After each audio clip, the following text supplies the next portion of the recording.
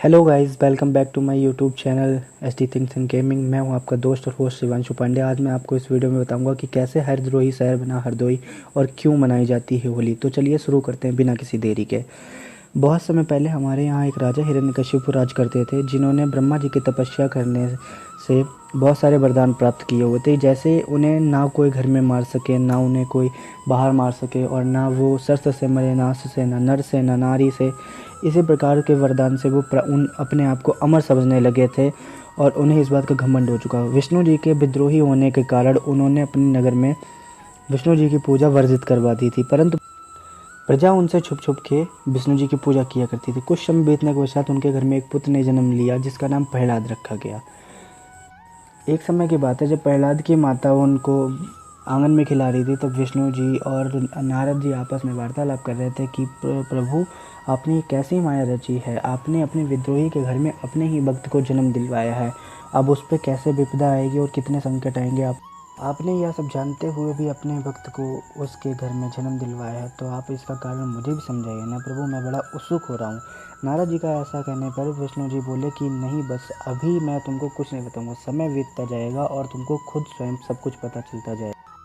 समय बीतता गया। प्रहलाद की वृद्धि के साथ साथ प्रहलाद की भक्ति में भी वृद्धि होती गई, जिससे उसमें काफ़ी संकट आने वाले थे।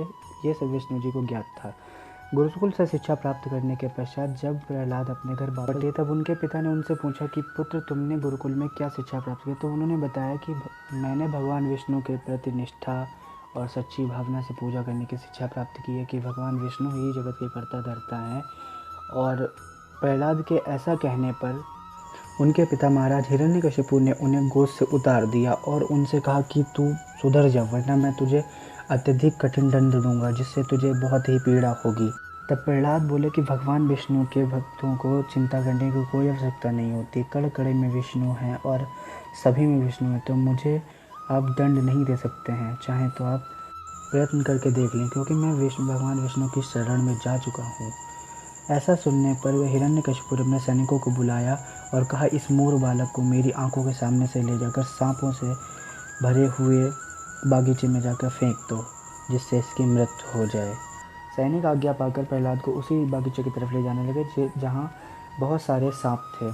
प्रहलाद विष्णु जी को स्मरण करते हुए आराम से जाने लगे, और जब उन्होंने बागीचे में प्रहलाद को फेंक दिया, तब भी उनका ध्यान नहीं टूटा और प्रहलाद विष्णु जी को स्मरण करते हुए बैठे रहे। जब उनके पास वो सांप आए, तो उन्होंने उनकी भक्ति को देखकर उन्हें बिल्कुल भी ना तो डसा और ना ही किसी तरह की हानि पहुंचाई, और वे पुनः वापस लौट गए। जब ये खबर हिरण्यकशिपु को सुनने को मिली, तो वह बहुत आश्चर्यचकित हुए और उन्होंने अपनी बहन होलिका को बुलाया। होलिका को भी ब्रह्मा जी द्वारा ये वरदान प्राप्त था कि मेरे द्वारा दी गई यह चुनरी जब तक कि तुम्हारे सर पर रहेगी, तब तक कि तुम्हें अग्नि से कोई हानि नहीं होगी। इसी कारण हिरण्यकशिपु ने होलिका को बुलाया, ताकि वे प्रहलाद को गोद में लेकर बैठ जाएं और प्रहलाद भस्म हो जाए, परंतु उनको कोई हानि न हो। ऐसा कहकर उन्होंने होलिका को आज्ञा दी और होलिका ने भी वैसा ही किया। चिता लगाई गई और होलिका ने प्रहलाद को अपनी गोद में बिठा। गोद में बैठने के पश्चात प्रहलाद भगवान विष्णु का स्मरण करने लगे, और स्मरण करते हुए उन्होंने भगवान विष्णु का नाम लिया और अपने परिवार के लिए सुख समृद्धि की कामना की। परंतु भगवान विष्णु ने अपनी माया से सबको मोहित कर दिया, और चिता लगने के कुछ क्षण पश्चात ही होलिका की चुनरी प्रहलाद के ऊपर आ गिरी और होलिका दहन हो गया, ना कि प्रहलाद को कोई हानि हुई। तभी से होलिका दहन होने के पश्चात ही होली मनाई जाती है। होलिका दहन होने का अर्थ होता है कि हम अपने अंदर की सभी बुराइयां उस दिन दहन कर सकें।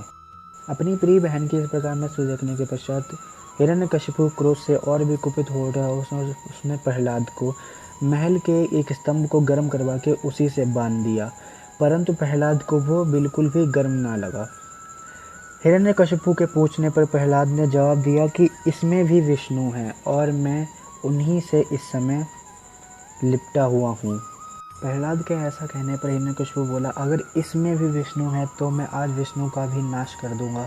और उसने अपनी गदा उठाकर उस स्तंभ को तोड़ दिया। स्तंभ टूटने के पश्चात भगवान विष्णु ने उस स्तंभ में से निकलकर नरसिंह अवतार लिया और हिरण्यकशिपु को घसीटते हुए उसका दरवाजे की चौखट पर लेके गए और कहा, देख मूर्ख, तूने वरदान मांगा था कि ना कि तेरी मृत्यु बाहर हो, ना घर में हो, ना नर से हो, ना नारी से, ना पशु से, ना इंसान से, ना शस्त्र से, ना अस्त्र से, ना तो धरती में मरे, ना पाताल में, ना आकाश में, ना कहीं और।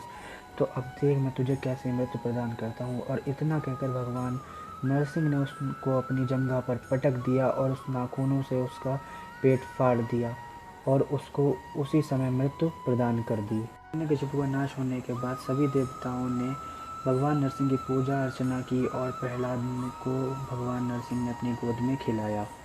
तभी से ही हरिद्रोही को हरदोई कहा जाने लगा।